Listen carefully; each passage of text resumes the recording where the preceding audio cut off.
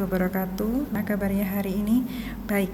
Pertemuan kali ini kita akan melanjutkan topik yang kedua untuk mata kuliah komunikasi dalam keperawatan 2. Ya, topik yang kedua ini kita akan mendiskusikan dan akan membahas tentang konsep self-awareness dalam komunikasi interpersonal.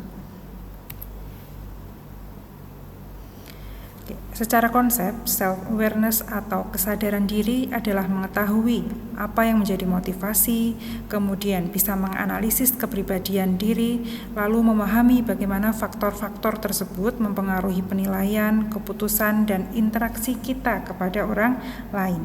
Ya. Nah, self-awareness sendiri ini ya Pak, yang pada prinsipnya adalah pemahaman tentang kondisi diri sendiri ya, yang memiliki manfaat antara lain adalah memahami diri sendiri dalam berhubungan dengan orang lain, kemudian dapat menyusun tujuan hidup dan karir yang tepat, mengembangkan relasi dengan orang lain, memahami nilai-nilai keberagaman, mengelola orang lain dengan efektif atau menjalin hubungan interpersonal dengan orang lain secara efektif, kemudian meningkatkan produktivitas dan meningkatkan kemampuan untuk berkontribusi pada pelayanan masyarakat dan juga keluarga. Ya. Kita sebagai perawat dituntut untuk mampu melakukan hubungan interpersonal yang baik dengan orang lain, baik itu dengan sesama sejawat perawat ataupun dengan klien dan keluarganya. Nah, kemampuan dalam menjalin keterampilan ataupun interaksi interpersonal ini dimulai ya dengan komunikasi dengan diri sendiri. Yang pertama, kemudian yang kedua, interaksi atau keterampilan interaksi personal ini ya akan dapat efektif jika kita mampu mengenali pola pikir dalam diri kita. Nah, bagaimana cara kita mengenali pola pikir diri kita? Yaitu caranya dengan menggali self-awareness ataupun mengetahui kesadaran diri atau kemampuan seseorang dalam menggali apa yang ada di dalam diri, baik itu terkait dengan motivasi, kepribadian, perilaku ataupun sikap.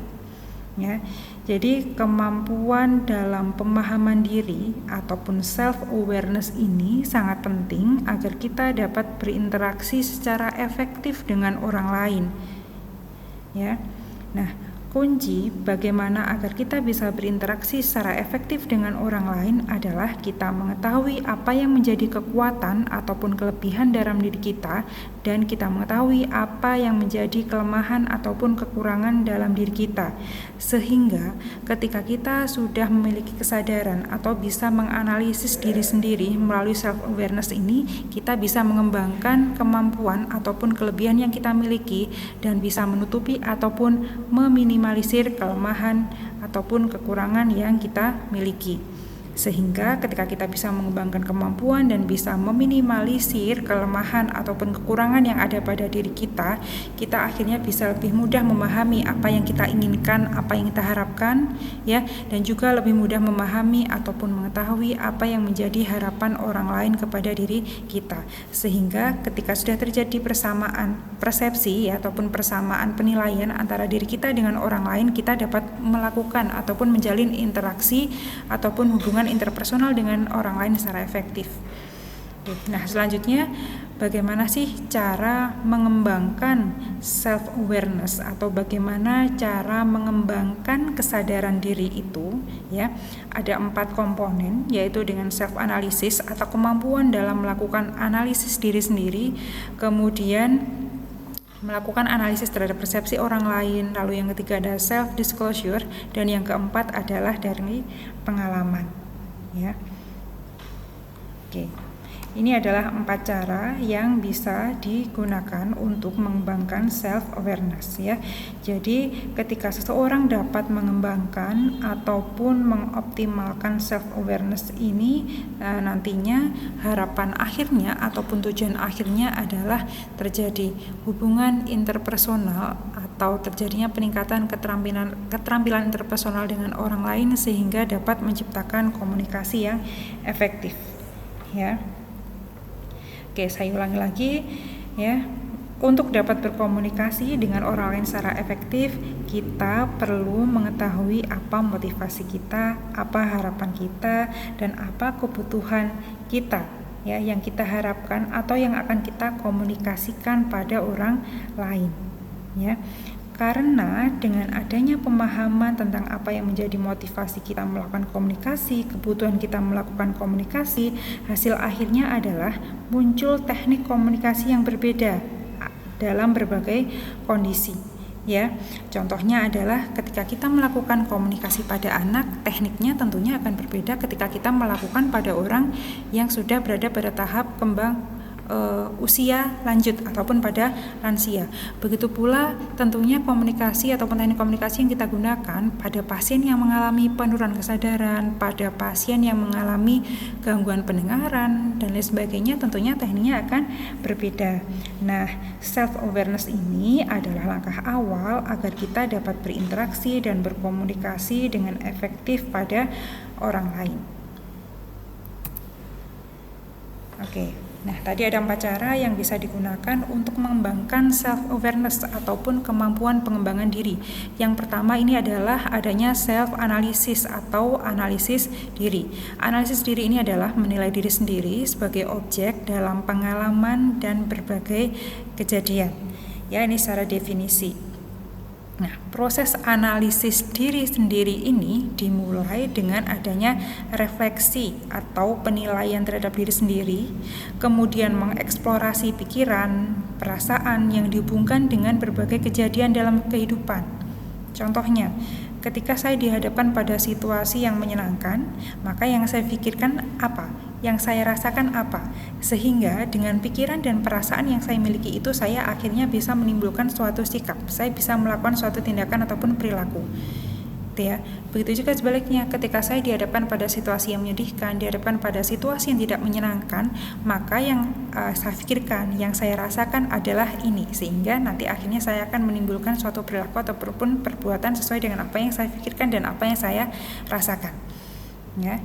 Nah, cara mengembangkan insight ataupun analisis diri ini adalah dengan merefleksikan, menilai, dan menganalisis baik itu perilaku, kepribadian, sikap, dan juga persepsi diri sendiri. Nah, konsep ini nanti akan saling berkaitan dengan mata kuliah psikososial dan budaya. Akan saya bahas di mata kuliah tersebut. Ya.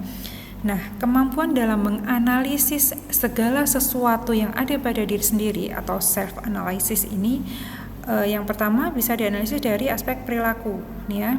Bisa dari aspek perilaku, jadi perilaku ini adalah cara kita mengarahkan diri sendiri atau cara bagaimana kita mengarahkan tindakan, di mana perilaku yang dimunculkan oleh seseorang ini erat kaitannya dengan motivasi, kemudian erat kaitannya dengan kemampuan seseorang dalam berpikir ketika dihadapkan pada situasi tertentu. Kemudian selanjutnya analisis diri ini juga berkaitan dengan cara bagaimana bertindak dan juga bagaimana cara berinteraksi, termasuk bagaimana cara kita berkomunikasi, cara kita berbagi ide, cara kita menyampaikan opini serta perasaan kepada orang lain. Apakah cara yang kita sampaikan tadi sudah tepat ataukah belum? Selanjutnya, untuk melakukan analisis diri atau self-analysis, yang kedua adalah kita kaji pada aspek kepribadian. Ya, jadi kepribadian ini secara konsep adalah menggambarkan kondisi yang relatif stabil dari karakteristik, kecenderungan, dan temperamen yang dibentuk oleh faktor sosial, budaya, dan juga lingkungan. Oke, ini saya skip.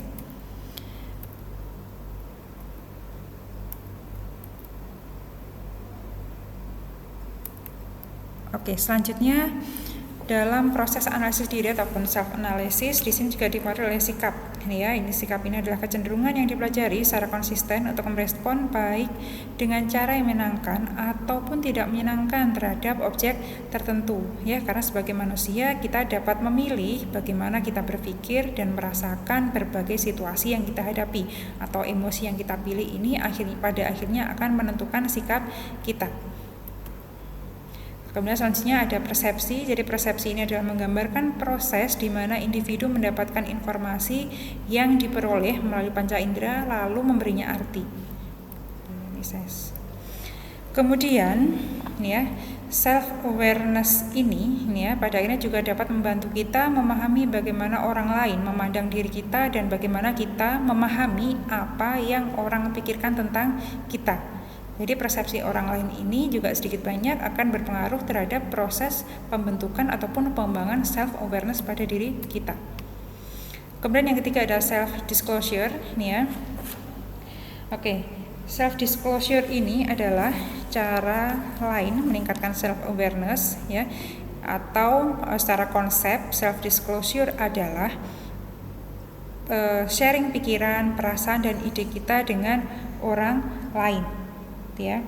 Atau kalau bisa disimpulkan bahwa self disclosure ini adalah pengungkapan informasi dan persepsi kita, ya, dengan jelas pada orang lain, ya, sehingga ketika kita bisa mengungkapkan informasi, kita bisa menyampaikan pesan dan persepsi kita dengan jelas pada orang lain, maka hal tersebut akan membantu orang lain juga dalam menjalin hubungan dengan kita. Jadi intinya, ketika kita sudah mampu melakukan self-disclosure ini, maka apa yang kita harapkan, apa yang kita inginkan pada orang lain akan terlaksana. Nah, ketika apa yang kita harapkan atau yang kita inginkan ini sudah kita sampaikan kepada orang lain, maka orang lain pun juga akan mudah memahami apa yang kita harapkan atau apa yang kita inginkan. Ya. Jadi self disclosure ini memang erat kaitannya dengan kemampuan seseorang untuk melakukan komunikasi secara asertif, ya. Tidak sungkan untuk mengungkapkan keinginan, tidak ragu untuk mengungkapkan keinginan, karena keraguan-raguan dalam mengungkapkan keinginan, kemudian rasa tidak percaya diri dalam menyampaikan harapan atau keinginan kita pada orang lain, hal tersebut merupakan salah satu penghambat kita dalam melakukan komunikasi yang efektif, ya. Kemudian selanjutnya yang keempat adalah pengalaman. Ini adalah cara lain untuk meningkatkan self awareness, ya, dengan mendapatkan pengalaman pada berbagai situasi dan dengan berbagai macam orang, ya.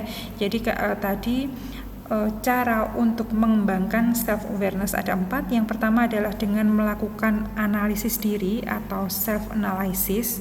Kemudian yang kedua adalah menggali persepsi orang lain terhadap diri kita, ya, atau berusaha memahami persepsi orang lain terhadap kondisi kita.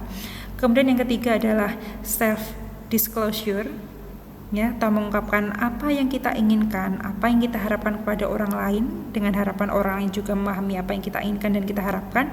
Kemudian yang keempat adalah dengan berbagi pengalaman atau mengambil pengalaman yang terjadi pada orang lain,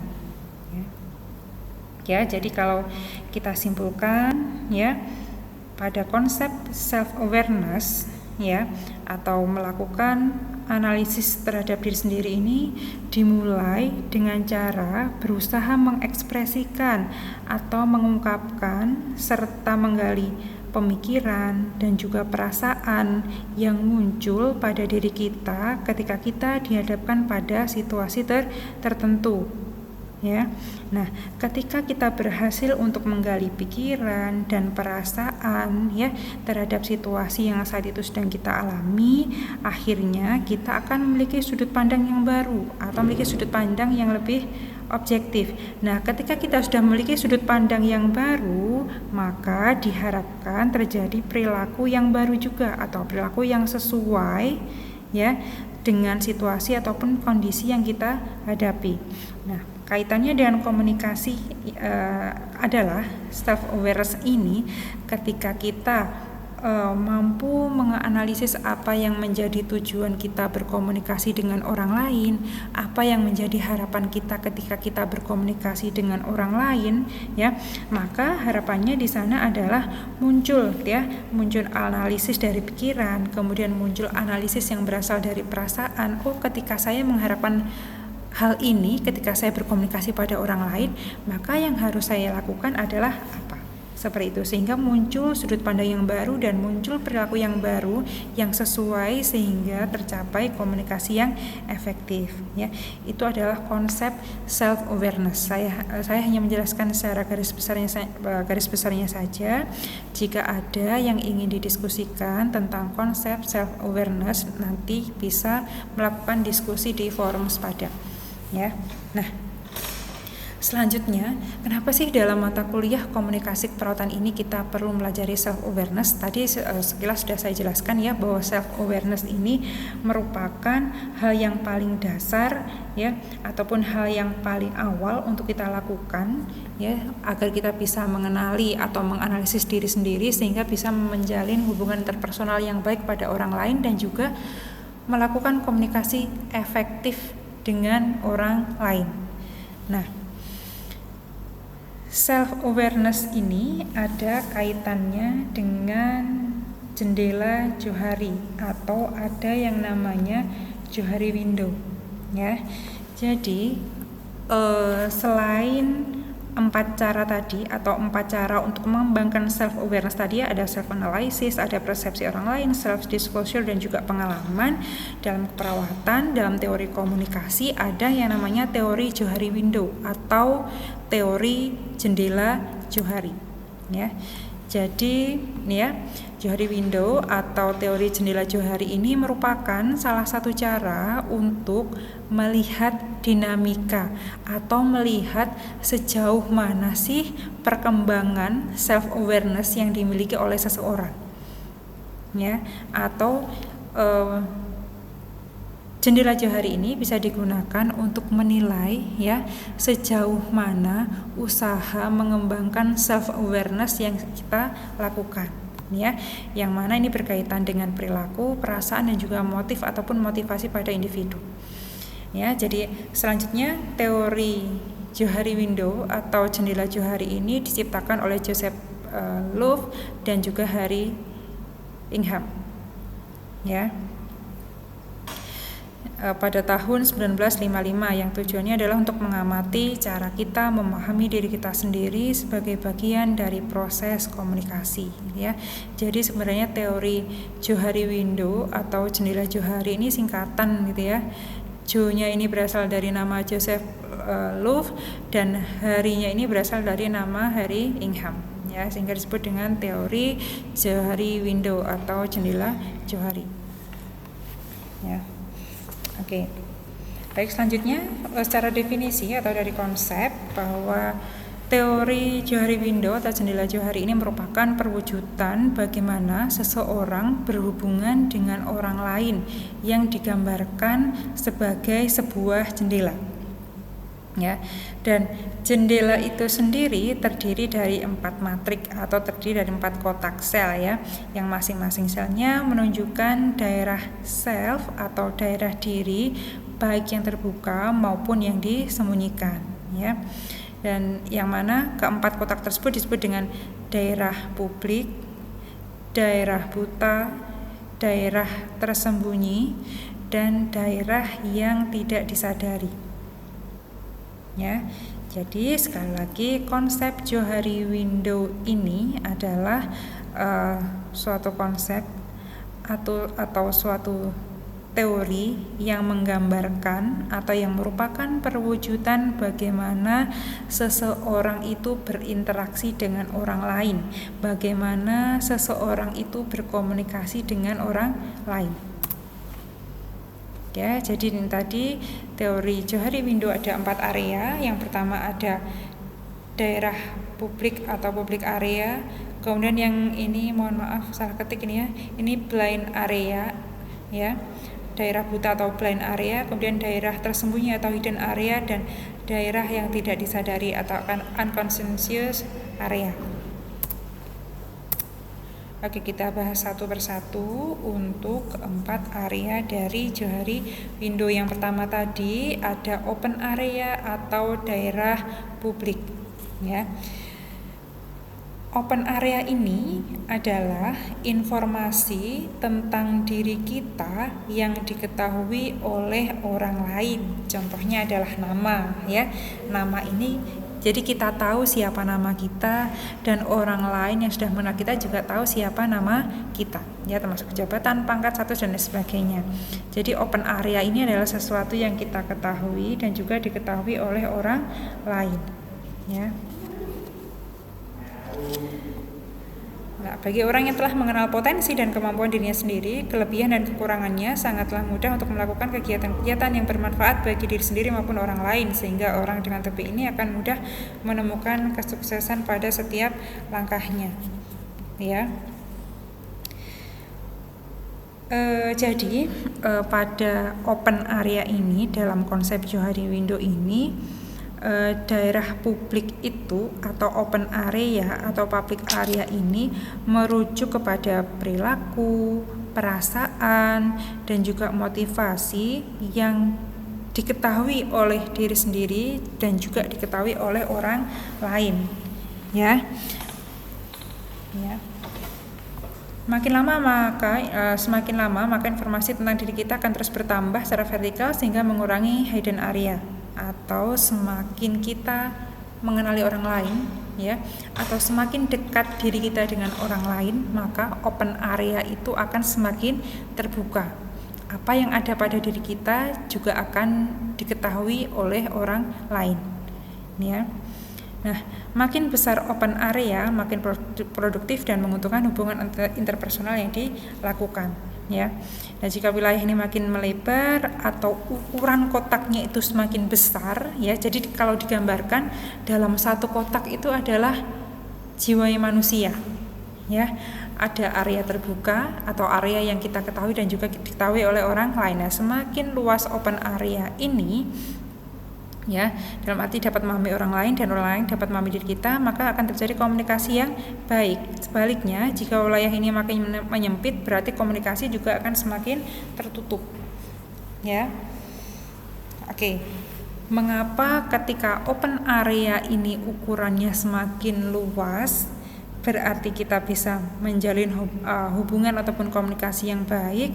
Karena pada open area ini, apa yang kita persepsikan, apa yang kita pikirkan, apa yang kita harapkan itu selain diketahui oleh diri sendiri juga diketahui oleh orang lain, ya. Sehingga terjadi persamaan persepsi, ya, terjadi persamaan interpretasi, sehingga komunikasi yang terjadi juga lancar, ya. Contohnya misalkan saya membuat janji teman saya yang bernama X, ya. Saya membuat janji jam 10 siang, ya, atau jam 11 siang saya membuat janji dengan teman saya yang bernama X.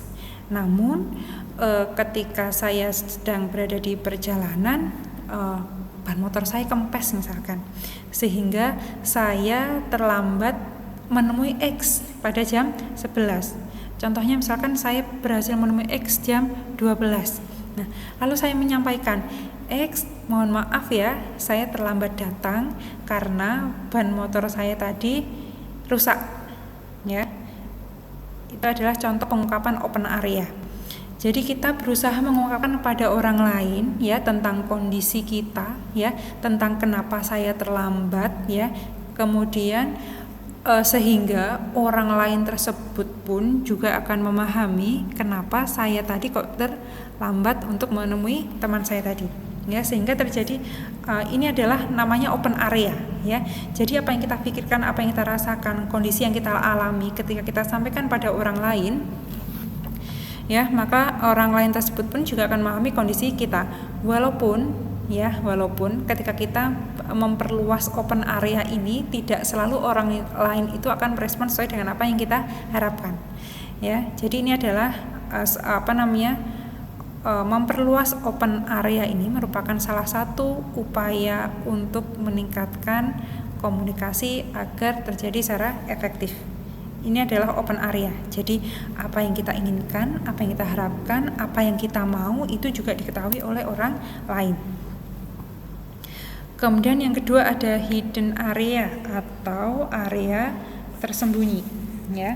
Jadi area tersembunyi ini adalah berisi informasi yang kita tahu tentang diri kita tapi orang lain tidak tahu, ya. Jadi kita tahu tapi orang lain tidak tahu, ya.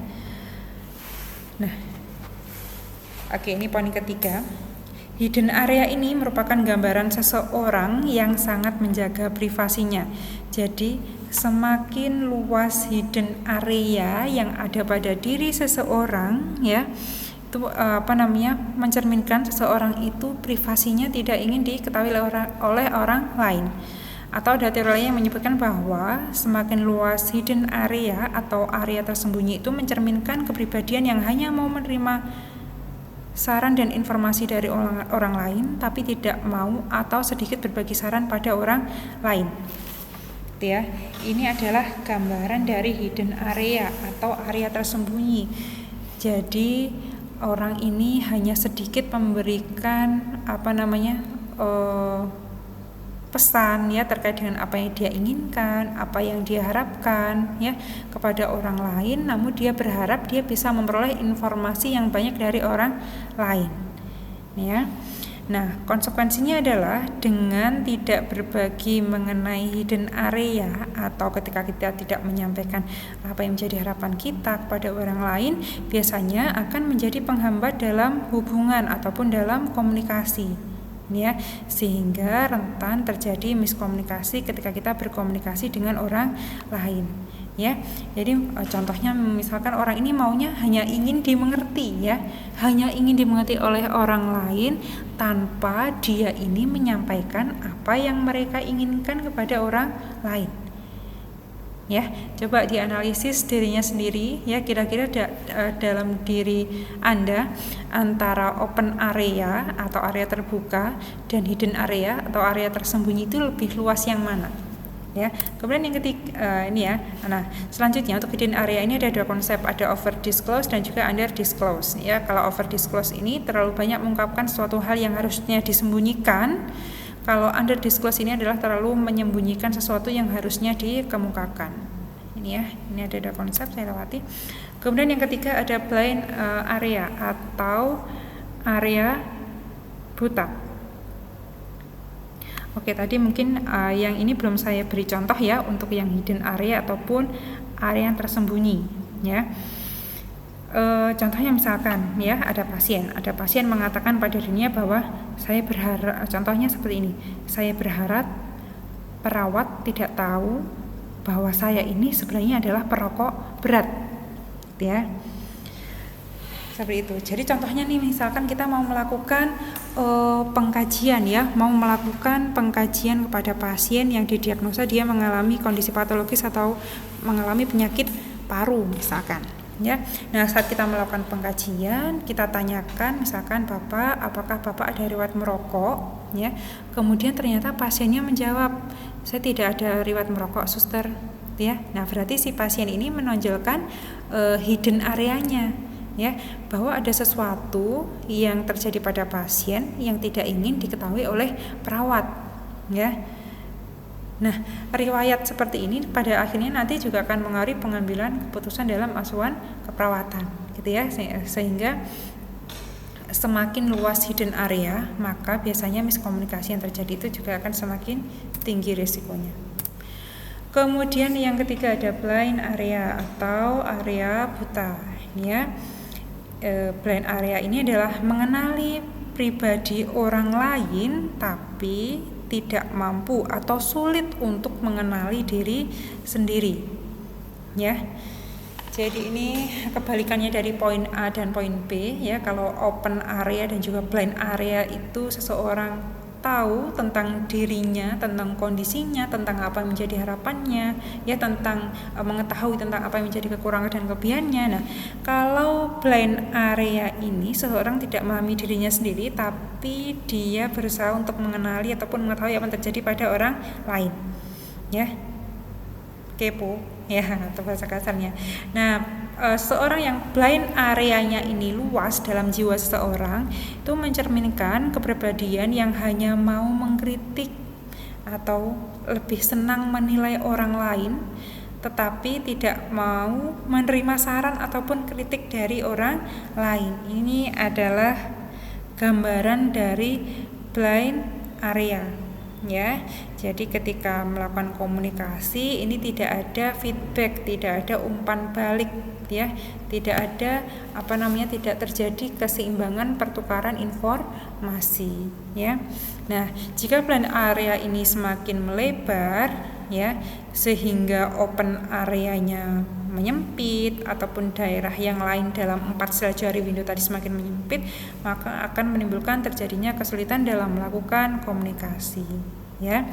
Nah, Silakan dianalisis ya, apakah diri Anda blind area-nya luas ataukah tidak. Nah, ketika seseorang memiliki blind area yang luas atau area buta yang luas, maka solusi atau yang bisa dilakukan agar blind area-nya ini menyempit atau agar seseorang itu tidak hanya mengkritik saja atau agar seorang itu mau menerima kritik ataupun saran dari orang lain adalah ya dengan mendapatkan masukan dari orang lain ya, sehingga blind area-nya akan berkurang. Jadi belajar untuk menerima informasi yang diberikan pada orang lain ya, tidak langsung reject, tidak langsung menolak atau mementahkan informasi atau pesan, kritik dan saran disampaikan oleh orang lain kepada diri kita. Ya, walaupun nih ya, pada seseorang yang blind area-nya luas atau seseorang yang memiliki kecenderungan untuk mengkritik atau menganalisis ataupun menilai orang lain,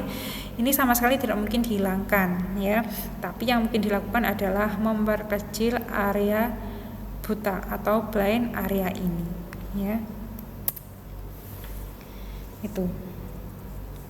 Oke, contohnya ini tadi ya, contoh untuk kalimat atau pernyataan pada seseorang yang blind areanya atau yang area butanya luas. Contohnya mengatakan, saya pikir saya ini adalah orang yang baik, gitu ya. Atau misalkan ada seorang yang mengatakan pada temannya, kamu tadi lihat kan bahwa aku ini adalah orang yang sebenarnya sangat pede, bahwa aku ini adalah orang yang punya rasa percaya diri yang sangat tinggi.